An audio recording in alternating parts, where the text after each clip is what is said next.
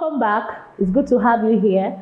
Before we went on a short break, we were talking about the legislature, which is the first arm of government or the organ of government. And I told you that basic functions. I said you may see some questions will list all the functions of the legislature. But I said the basic function is the correct answer, which is lawmaking. Their basic function is lawmaking. Now we're looking at types of legislature. We have two types of legislature. In Nigeria, we have two types of legislature. And here we're looking at the bicameral legislature. The bicameral legislature. When we talk about the bicameral legislature, we simply means a legislature that has two chambers. Two chambers. Before we went on a break, I told you Nigeria has the two bodies called the National Assembly. We have the Federal House of Representatives and we have the Senate. The Senate. Together we have the National Assembly. So Nigeria has bicameral legislature. Bicameral legislature. So we have two legislative arms. We have the upper house and the lower house. In Britain, some people call it, in Britain you have the lower house and the upper house. The House of Commons and the House of Lords also. So in Nigeria, we call it the House of Rep and the Senate. So these are the things you need to take note of. You need to take note of the bicameral legislature. So, okay, let's go with the definition. A bicameral legislature is defined as one in which there are two chamber legislature. There is the upper house and the lower house. In some countries, such as Nigeria and the United States of America, membership of the upper house and lower house is by election. You know that. Last year, we had the general election that brought in the senators and the Federal House of Rep members. So that's what we're talking about. They come in through election. They are elected into office by the people. So other countries that adopt bicameral legislature are Australia, Mexico, Belgium, Brazil, and so on. So we've looked at the bicameral legislature. Let's look at the other one we have here. Unicameral legislature. Unicameral legislature. It says it refers to a situation in a country where there's only one legislative house or body that makes rules or laws. So that is what we mean by unicameral legislature. It says this type of legislature in operation at the state level. It operates at the state level. In the states in Nigeria, this is the kind of legislature we have. The unicameral legislature exists at the state level in Nigeria. All the 36 states in Nigeria have a legislative chamber each. Please take note of this. Examples of countries with unicameral legislature, we have Ghana, Sierra Leone, the Gambia, Kenya, Cameroon, Cape Verde, and so on. So I want you to take note of this. You need to also read up what are the characteristics of the unicameral legislature and the characteristics or features of the bicameral legislature. You need to know the advantages and disadvantages. Please take note of this. Okay, let's go to the next one. Meaning of executive. We're looking at the organs or arms of government. We're looking at, now the second one is the executive. The executive. So this is the organ of government that is responsible for what? Implementing government policy. Implementing government policy. I hope you know that the police falls under this organ. I hope you know that. Those police, the armed forces fall under this organ. Please, the civil service falls under this organ. Why? They are the ones responsible in carrying out the day-to-day activities of government. So the executive The executive. So who is the head of the executive in Nigeria? You should know. The president. The president is the head of the executive in Nigeria. Please take note of this. He says, let's read. This is the organ of government that is responsible for implementing government policies and is responsible for the day-to-day activity or administration of the country. The executive arm of government is the same with the administration or cabinet. The president or prime minister of a country, governors of states, ministers, you see the people. So the ministers in the country are members of the executive arm. The state governors and their commissioners at the state level are members of the executive arm. Please don't forget this. So you also have, I told you earlier on, the civil service, all the ministries, the parastatals, they are under the executive arm of government. Take note, the federal road safety, yes. The civil defense, name them. They are all under the executive arm of government.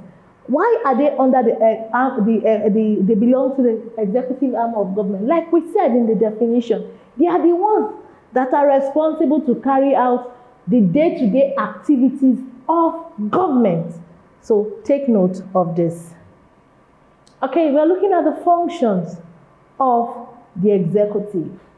Now, the functions of the executive. Now you're seeing, the first one says implementation of laws. If you see execution of laws, they also mean the same thing. Don't get confused. That is the basic function of the executive, to execute laws that have been made by the legislature. That is their primary function. It says the executive implements laws made by who? The legislature. Please take note. They can list, now look at the functions.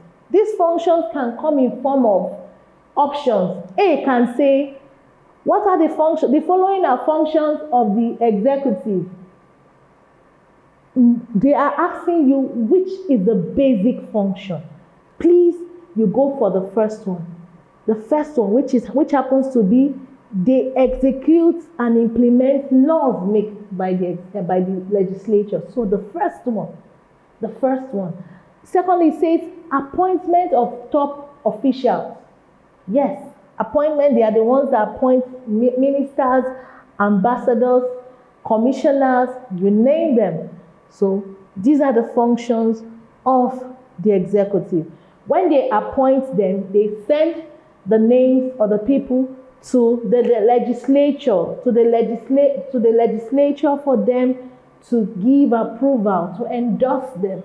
Take note. The third one says give assent to bills. Yes, the bills that has been passed by the legislature require the assent of the president. Requires the assent of the president. It is the assent of the president that makes that bill become law. Without the assent of the president, it cannot become law. It would just remain a bill. Take note of this. The next one, preparation of the budget. The executive prepares the annual budget of the government, which is presented to the legislature or the parliament for approval. Take note of this. These are the functions of the executive. Now we're going to the third arm or organ of government. We have the judiciary. The judiciary. This is the third arm of government. Now, the basic responsibility of the judiciary is interpretation of the laws. That is their basic responsibility. They interpret the laws of the state and apply the existing law to individual cases. When they bring such cases to the court of law, they interpret it to the member of to the citizen, to the member of the public. This is what the law states. So these are their functions. These are their functions. He said it refers to the system of courts and judges in a country. in a country. The Nigerian court system is headed by what?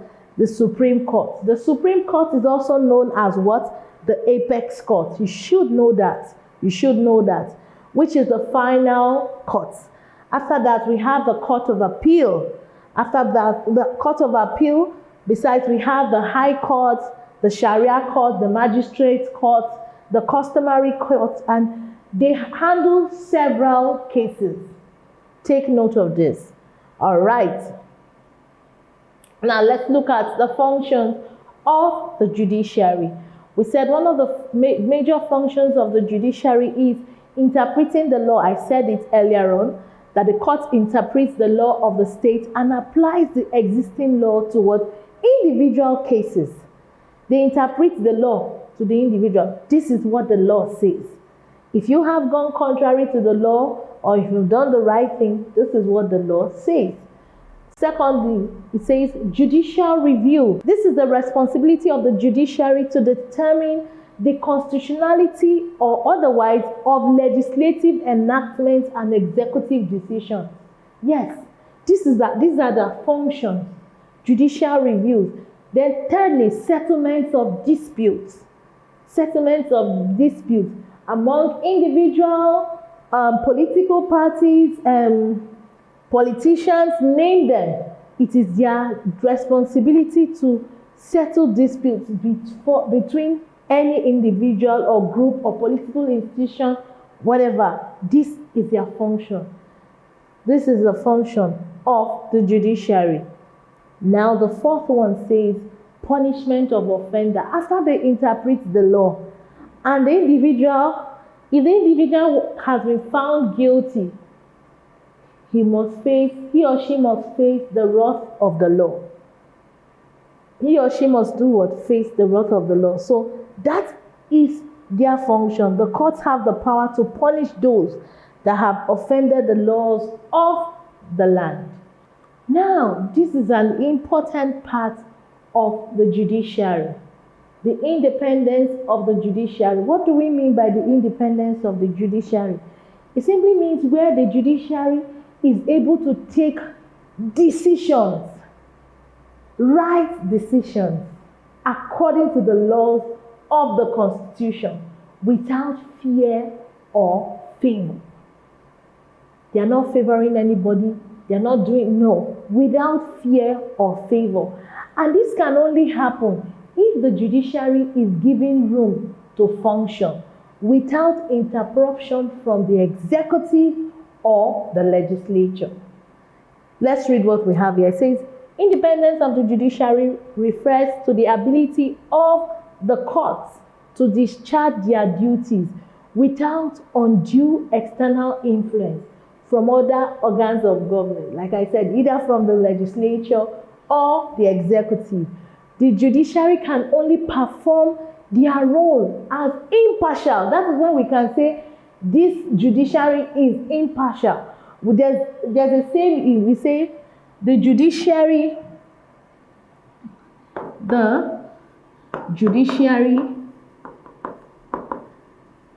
is the last hope of the common man. That means when the common man comes here, he can get justice. That is what it means. The judiciary is the last hope of the common man. Okay, it says, and the judiciary can only perform their role as impartial, arbiters, and protector of individual rights if it is independent of other organ of government. The judiciary should stand on its own. There should be no interruption from the other organs of government so that it can judge rightly. All right, we're going for another short break. Hope to see you soon. We'll be back shortly. Take care.